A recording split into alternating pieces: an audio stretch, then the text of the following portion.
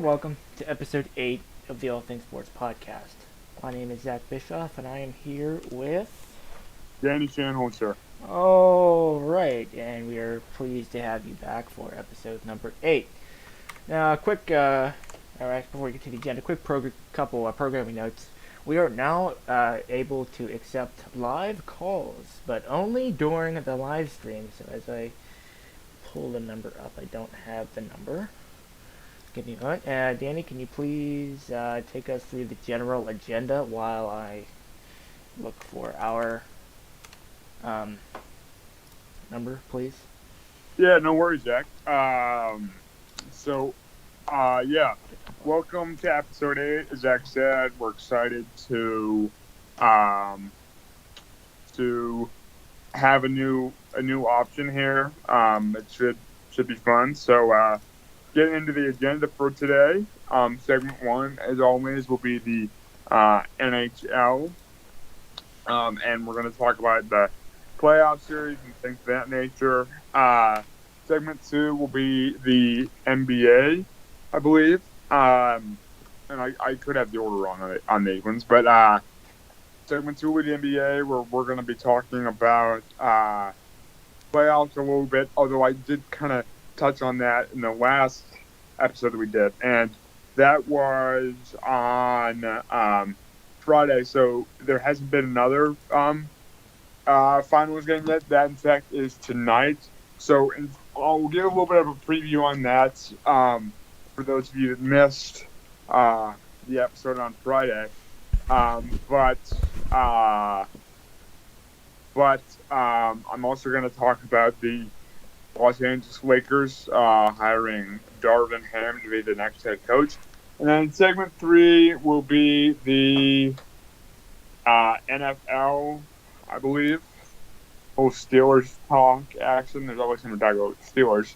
And then segment 4 will be about the MLB, more specifically about the Pirates and the news of that organization as of late, as well as a look around the MLB and other areas. So I'll take over here. I'm sorry. Then our segment 5 will be the USFL usual scores from around the league, and our 6th segment, new to the podcast for this summer, is the Premier Lacrosse League. We'll be going over opening weekend and our very early playoff predictions. Now, as for our number to call in and talk to us, that number is, and please only call this number during live programs, because this is tied to my personal phone and I don't want it to be going off. But please feel free to call in during live shows. It is 412-223-7078. Again, that is 412-223-7078. All right, and we would very much like to take your calls, and so we'd like to get some callers there. All right, so now we are going to go to the NHL, and Danny, can you take this segment for a moment? For sure. Yeah. So as we talked about on the last episode, as many of you know, it is the conference finals series in both the Western and Eastern Conference. Now, it's been interesting because the series have been, I don't want to say one-sided from the jump, but because they've been competitive games, but one team has dominated, at least in the win column. So in the Western Conference, we have the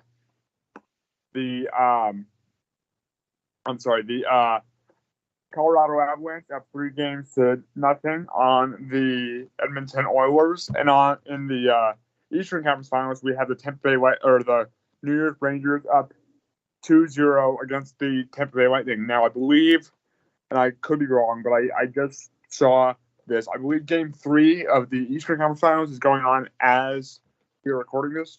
podcast, so I'm not sure what the score of that game is at the moment. But yeah, I mean, really, like I said at the beginning, I mean, it's just kind of been a one-sided series for both of these in both these series here, to in the early going of these series. And I just think that that's interesting, and that's just interesting to me because I really thought, especially in the Western Conference Finals, I really thought that Edmonton was going to come play.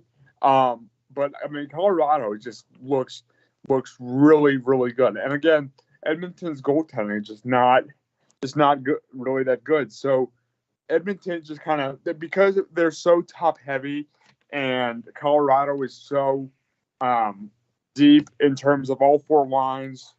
I mean, they got talent on all four lines. They got depth. So it's really kind of a clash of two styles here a little bit. I mean, obviously, oh boy, it's kind of a clash of two styles. So that's been interesting to watch. Like, I can't speak to the game last night because I didn't watch it, but at least in the first two games, I mean, it was 8-6 Colorado, and then it was 4-0 in Colorado. So it shows that they can score, but they can also defend. There doesn't seem to be a ton of holes in that Colorado lineup, and I think that Edmonton, if I had to guess, I think they'll steal one game because I think they're going to realize, like, hey, we need to kind of pick it up here a little bit. And I think they're just gonna. I think they get one more in them, but I really think that they're gonna.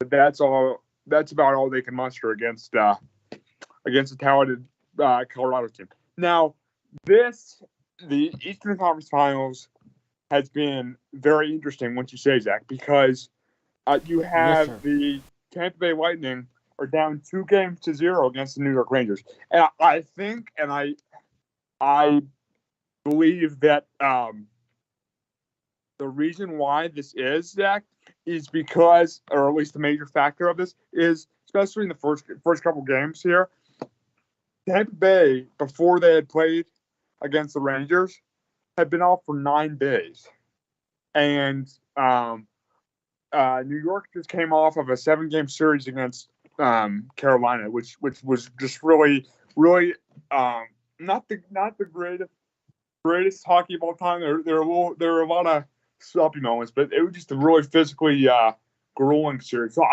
because of that, I really thought that Tampa Bay would have an easy time, and they would be doing, in a sense, of what Colorado was doing. But I mean, give credit to New York, man. I mean, they've come to play, and I mean, I believe they won the first game 6-2, and the last game 3-2,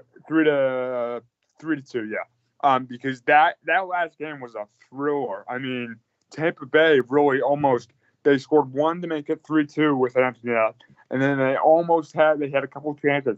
But if I had to guess, and this again speaks to how good I believe the Tampa Bay Lightning are. I think that the Tampa Bay Lightning will win in 7 games still, and I still hope to make me sound smart that it will be Colorado and Tampa Bay in the finals. But I mean, I just give credit to New York, man, because Zibanejad played exceptionally well. Shesterkin's been great, and players like Panarin have even been effective. So, I mean, it's just been I've been happy kind of as a Penguins fan because I don't know how you feel about this, Zach, but I feel like you kind of want the team that you lost to do well. You know what I mean? And we are going to take a very brief intermission here, and we will be right back right here to finish up the NHL segment right here on the All Things Sports Podcast.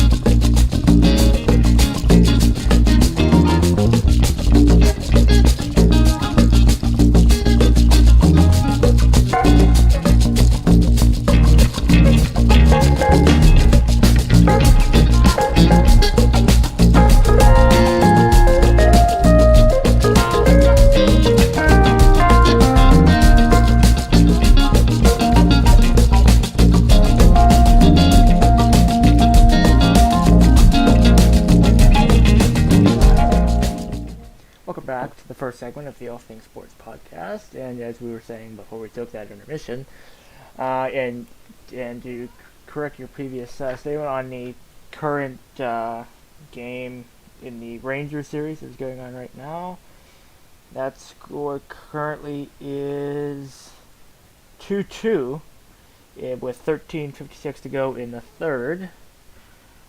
So this is a big game for Tampa. I think they need to win. I think, that series is 2-0 at Rangers, so they have to win. I'm just putting a game on it. Right. I really think, and this is why I really think that Edmonton is not going to go, is not going to be able to make a historic comeback against Colorado. No. Because Colorado is really good, but also, I mean, you need to get that. If you're down 2-0, you need that third game. Because if you're down 3-0, I mean, that just knocks the wind out of your sails. You know what I'm saying, Zach? Mm-hmm.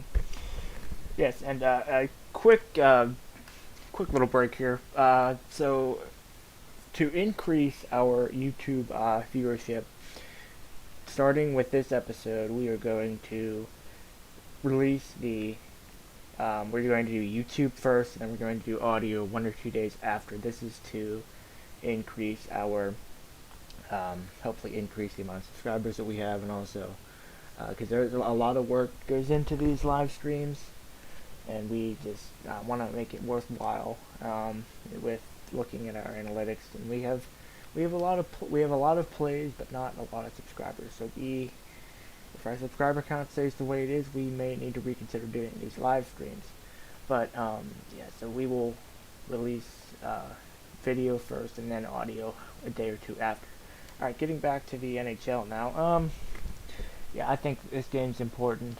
Colorado, or somebody, there's a penalty. I'm watching the game here in the All Things Sports studio. There's a Tampa Bay power play going on currently, and we will give you updates on that game as it happens. And we have to take another intermission. We apologize. We will be right back right here on the All Things Sports podcast once again.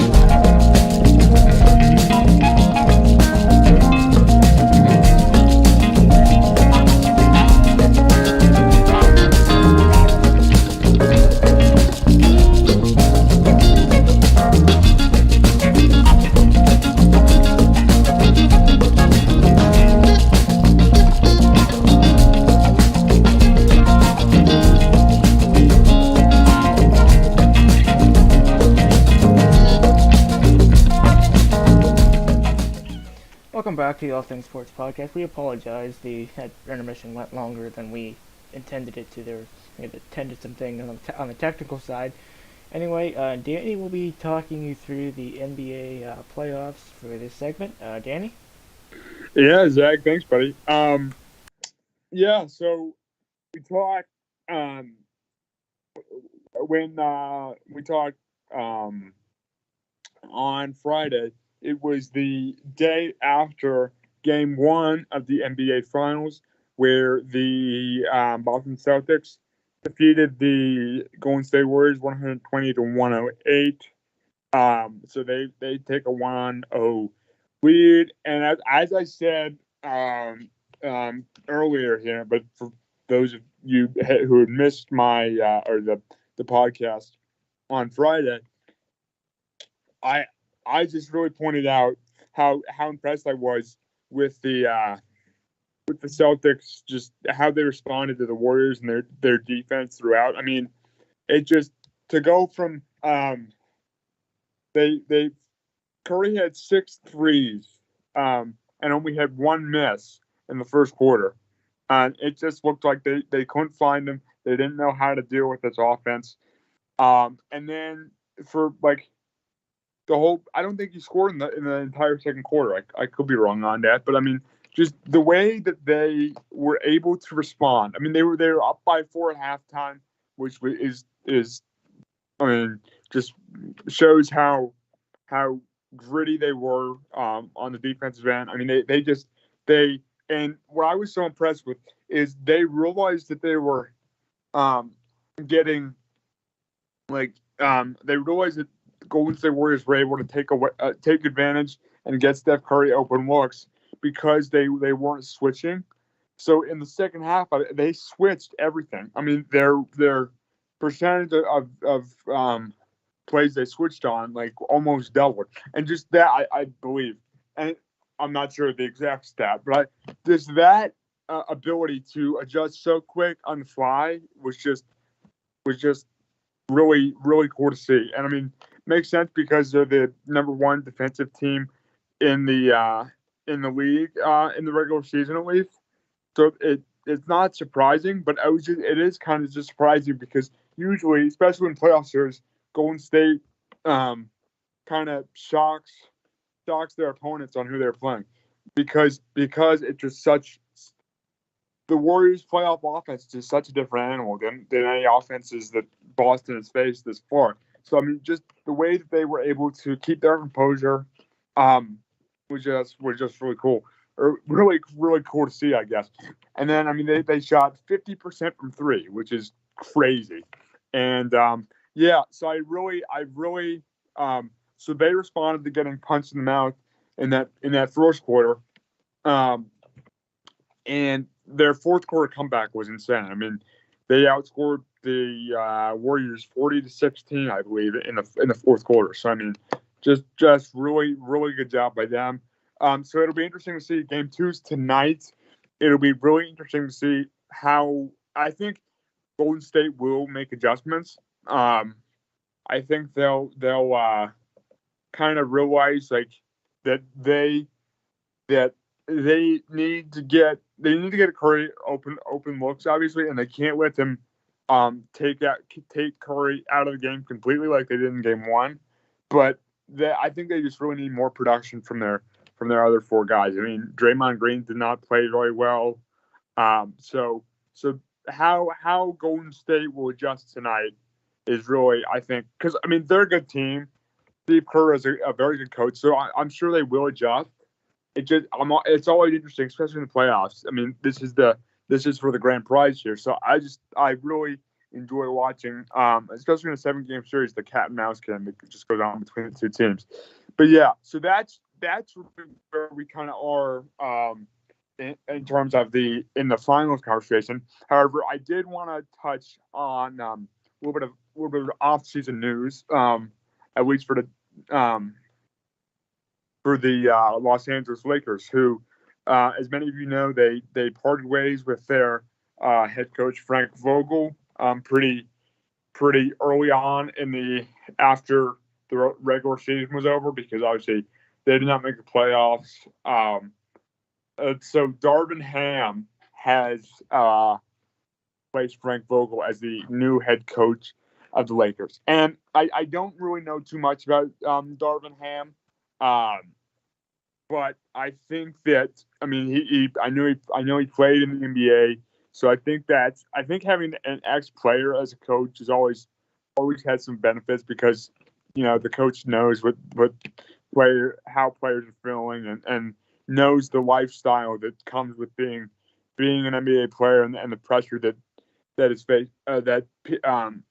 is kind of that they're faced with, especially being in LA and stuff.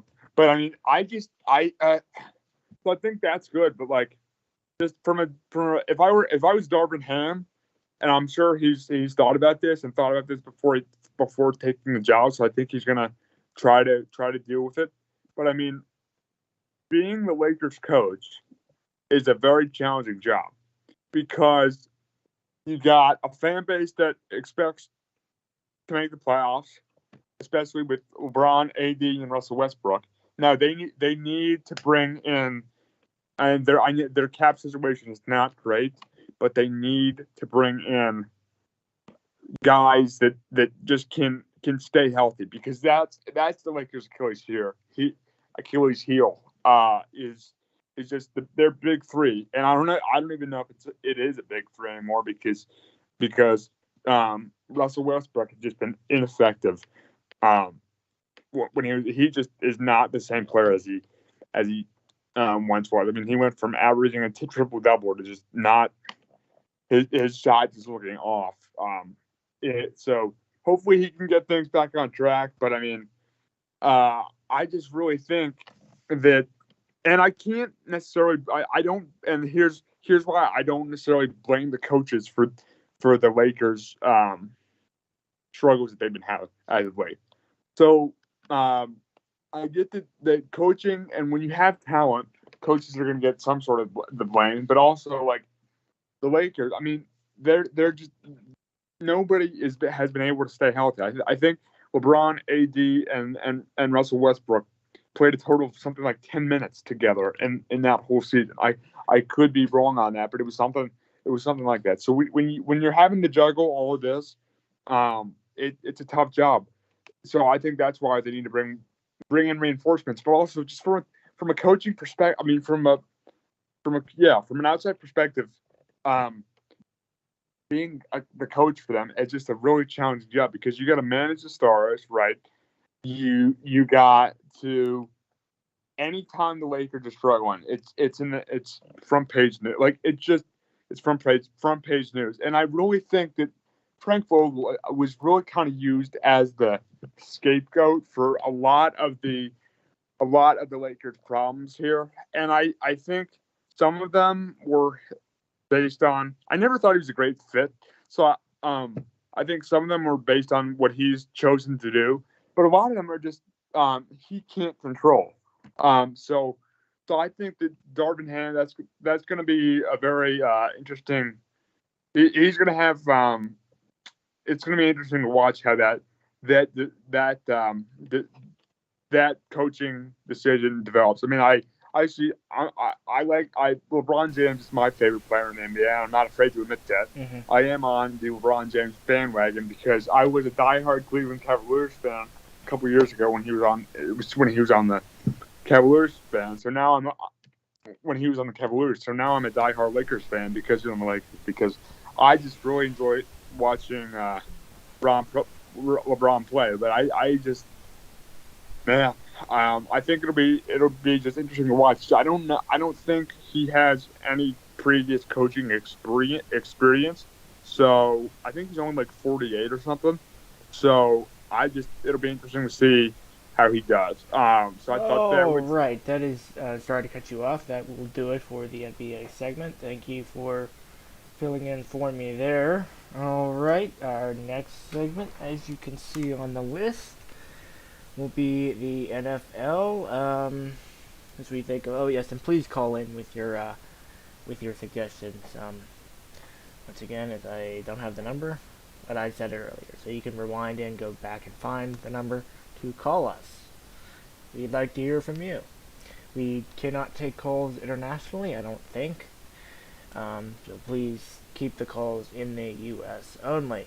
All right. Um,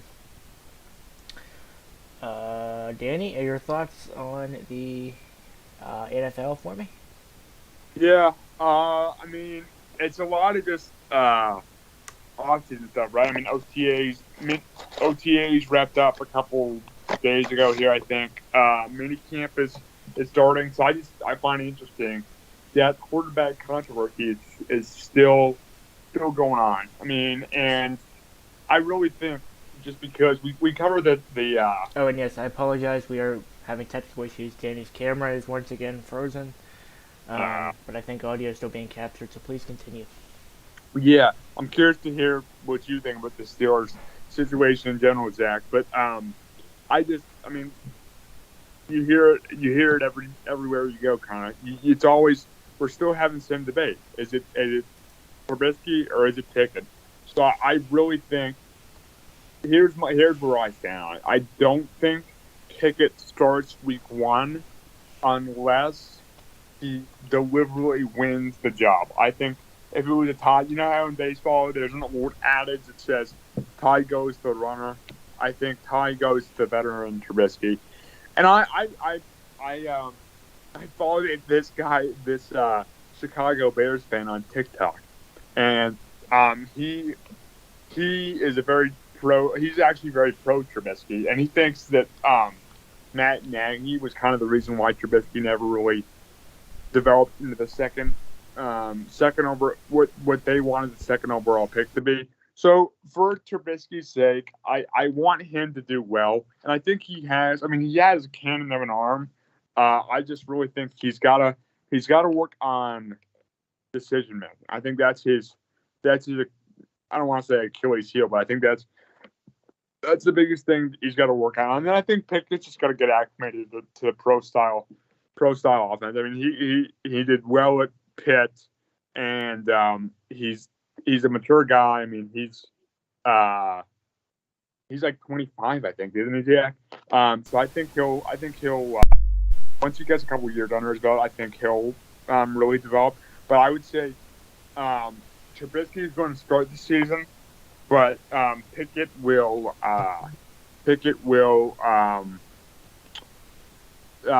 step in like midway through. I would say like week 5 or 6 is where I'm looking at. Just because I think Mitch will do well, but I think they'll realize we got to give Pickett a roll of the dice here. What do you think, Zach? All right, that's the wrong scene. Hang on a moment. Yes.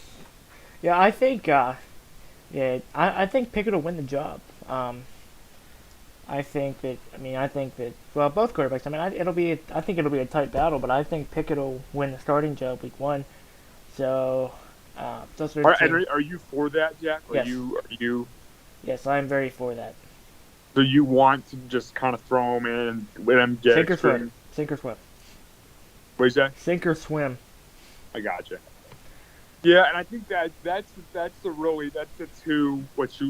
two sides you hear. Obviously, I mean, it's lean on the veteran, which is what I want to do, or just like let the rookie get experience. Because obviously, I mean, we're hoping that Pickett is great whenever he plays. But I think the reality is it's going to take him a little bit of time to develop. And I think you got to give a quarterback at least 2 or 3 years to fully develop and fully see what you have. Just because the quarterback position is just so complex. You know what I'm saying, Jeff? Yes, sir. And just an update on the Tampa Bay Lightning game. It is now 3-2 Lightning with 41.6 seconds to go in the third. So the score hold, the series will be 2-1 New York. All right, that will do it for the NFL segment. We will now be transitioning to Major League Baseball. The Pirates this afternoon won, I believe it was 3-0 against the Arizona Diamondbacks. They also walked it off yesterday against the Diamondbacks with a home run by a 2-run home run by Jack Sawinski in the ninth inning. That was a hell of an at bat there. So we'll go over that, and then our USFL segment, we may cut that. We'll see. And then our last segment will, of course, be the Premier Lacrosse League, the opening weekend recap. Early playoff predictions we're not going to do at this point. So yeah, we will be right back right here on the All Things Sports Podcast.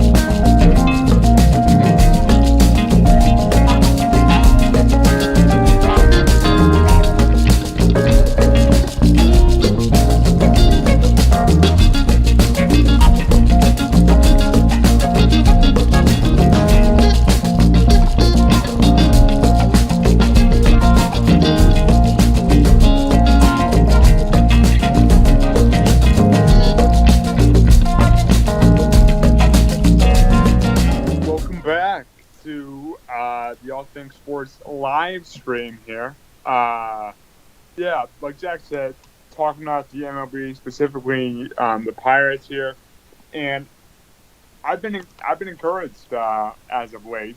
I mean, I can't speak on the game today because I did not watch that game, but at least for the game yesterday, I mean, it was 2-1, correct, Zach?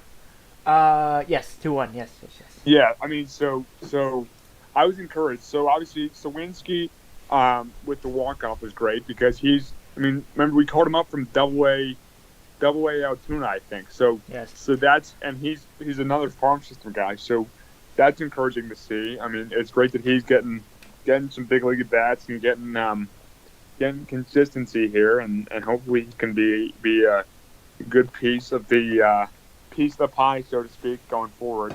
That's a interesting analogy there. Yes, sir. That I just came up with. But yeah, I was also encouraged by Ronci Contreras. I mean, he really has been pitching well, like really really well as of late too. I mean, he had, and it was a little bit of a shame that I believe it was the sixth inning, I think. It was bases loaded, 2 out on a 3-2 count or something, and he throws a wild pitch, or he would have had 6 innings of shutout ball, which is just outstanding for our rookie. And I mean, his ERA has just been really good, been really encouraging. I mean, his ERA basically has stayed the same since he's gone to from AAA to the big leagues. So I mean, it was at the mid twos, I think, in AAA, and it's stayed there in the big leagues here. So that's really encouraging, and that is where it starts and ends, I believe, for the Pirates here, because we have good young guys that are hitting. I mean, we have improved that right now, as he had the walk off, and we got Hayes, we got Reynolds, we got who else do we have? Those are really the top three guys that are consistent hitters for us. Well, I guess the win streak's not really. Anyway, hopefully it gets consistent. But I just really think it's pitching, Jack. I mean, we just and that's why I was so encouraged because we got a young guy that's pitching consistently. You know what I'm saying? And I want to pull up for you guys a stat sheet on a prospect in the Pirates farm system. To be one Mason Martin, who is currently in. I did not mean to switch to me yet, but okay. Let me get stats on him. All right. So in the 2022 minor league season, he has 189 at bats, 27 runs, 43 hits, 11 home runs, and and he hits for a lot of power. We need that. Yeah. That needs to be our next call up, but the Pirates won't do that because they just don't. So I think once we call him, I think that we'll hit a lot of home runs. And as to the last couple of games here, like I said today, 3-0 over the Diamondbacks, and yesterday a win in walk-off fashion. And as we say in Pittsburgh, raise the Jolly Roger. Yeah, and I mean over here. Yeah. And yeah, that was a very nice series. Of the Pirates take the series 2-1 over the Diamondbacks. Yeah, so that was really encouraging, and I'm curious to hear your thoughts, Jack. And I think this I heard this on local radio this morning, and I really wish, and I'm again curious to hear what everybody thinks. If you're listening or if you're watching, feel free to join the discussion. Call in. What do you say? Call in. Let me find the number. It's 412-223-7078, I believe. Let me make sure. I could be. If I got that, I would be incredibly impressed with myself. All right. It is once again 412-223-7078. So please feel free to join the conversation. Yeah. So like I keep going back to. I'm curious to hear what everybody thinks, but let me actually get to the point that I'm going to make. I really think, especially the Pirates, right? We need to get back to the small ball here, because a caller made a point on the radio show I was listening to, but I mean I just think we have got to just throw away the analytics for a little while and try things, Zach, because what you say? I said yep. Because we like, and I've just been so frustrated with the way baseball has been played as of late. It just people are going away from the small ball and the hit and run and the willing to lay down a bunt, to bunt the guy over, to get a guy on third with one out, and get like I really think small market teams, especially the Pirates could be a great small ball team, I think. But I wish all of these analytics experts could put away the numbers for a second and just we've got to keep trying stuff. And I think that's how we'll get competitive at this point, Jack. Because we're not going to hit more home runs than the Dodgers. We're not going to hit more home runs than the Dodgers, and that should be obvious. But we just can't seem to grasp with the small market teams. And I mean, the Rays are a different story because they've just been the way they have finagled their payroll, and I'm just super impressed with them. But we need to really embrace who we are, I feel like, Jack. Mm-hmm. What's your thoughts, buddy? Yeah, I think as I set something up, we have a bonus segment that we will be providing as I set that up. But yeah, I think that everything now is about analytics and launch angle and exit velocity. And I really don't like that. That is not a good. I don't think that's a good turn. I think baseball, like you said, needs to get away from that. Alright, and that was going to do it from our MLB segment. And once I set a couple of things up here, we will go into the PGA. As we know, let me set a couple things up here. There we go. And Danny, can you please tell the people a joke or something? Joke of the day. That's what we're gonna do here. Joke of the day. Joke of the day. All right. I'm very bad at jokes, I know. and this gives me this will be. I'm trying to think of a good one. So what? Okay. Man, I am. Yeah, Okay. I'm All right. really. We're gonna cut that segment for now. I am ready. Yeah, the joke. I need. I'm sorry, everybody. I need more. I will have a joke of the day ready for the next time we do this, so that it is not awkward when Zach, the engineer of this podcast, needs to do something. Yes. All right. Just another brief note. Danny, do you need to? Okay, no, you don't. Okay. I'm sorry, somebody. So our next program will be the Stanley Cup Final Preview Show, which will be either late this week or early next week. I'm thinking early next week. I don't know when both of the series will end, but we will go live whenever the whenever we know both the teams. We also may consider having our first guest, Mr. Ethan Pizarski, back on the program to talk about both teams, their regular season runs, and what has gotten them this far. All right, now as I said before, the PGA. We're going to talk about the PGA Tour in a moment. So just make some last minute edits to that. There we go.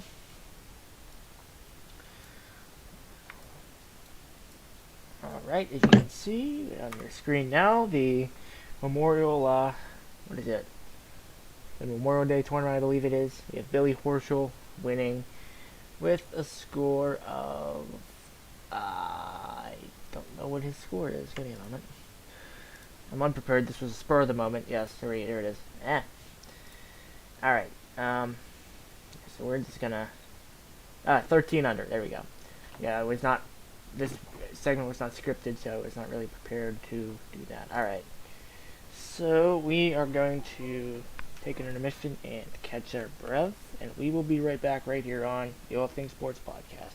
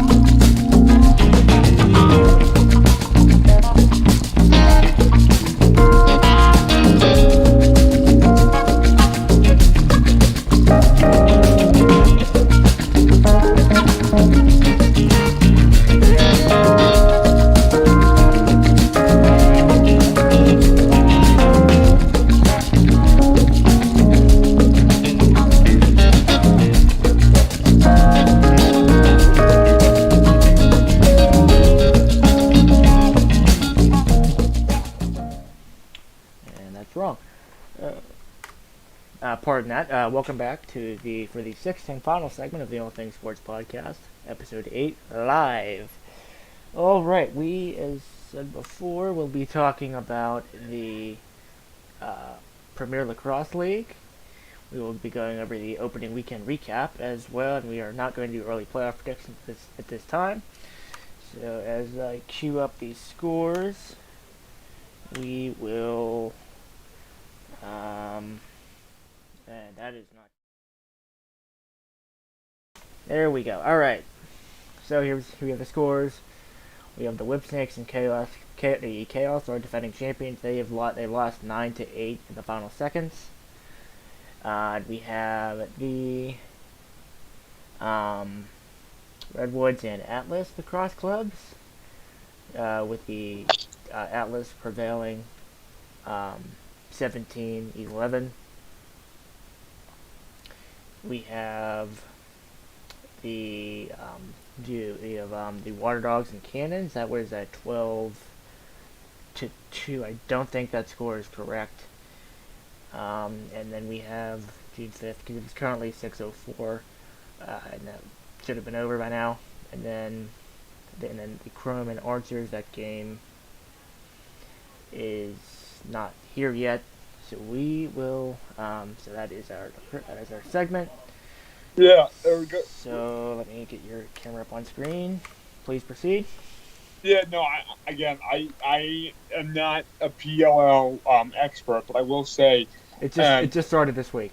yeah, and I'm definitely gonna, as Zach said, I've been getting more into college lacrosse, but I wanted to just give a note to our audience here about kind of the sport of lacrosse in general. And I know Zach is not a big fan of indoor lacrosse, but I just watched I think it's the finals. It's between the Buffalo Bandits, I believe, and the Colorado Mammoth, I think. That game, I watched the final fourth quarter, like most of the fourth quarter. That was electric, Zach. So I mean, if you're looking for something, so think it's about. I'm not sure, and this is a sport of the moment, so I don't have any stats. But that game was just a thrilling game, and I really think just the sport of lacrosse in general has really just been growing as of late. So I'm excited to see where lacrosse kind of goes, and obviously Zach is our big lacrosse guy on here, so yes, I am. he'll be covering that for us. So I just wanted to give my 2 cents about that. Yes, sir. All right, and now we are going to briefly touch on the World Cup qualifiers, and then we will wrap it up for this evening. All right, so we have. Okay, one moment.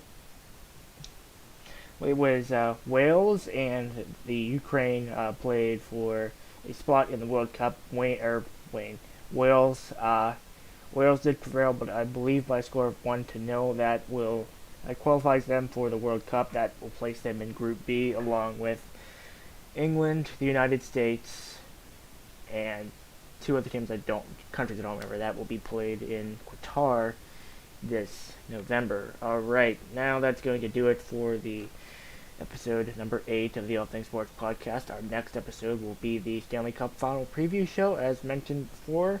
Danny, any final thoughts for the people? Yeah, I mean, thanks again, everybody, for. I always enjoy these live streams, so and I always enjoy talking sports with my buddy Zach here. So thank you. Thanks again for having me on, Zach, and yeah, I enjoyed it. So all right, and we will talk to you live. Whenever we know both of the Stanley Cup final teams. Same, well, not same time, same channel, but same channel. So we will see you next time, right here on the All Things Sports podcast. That is not correct.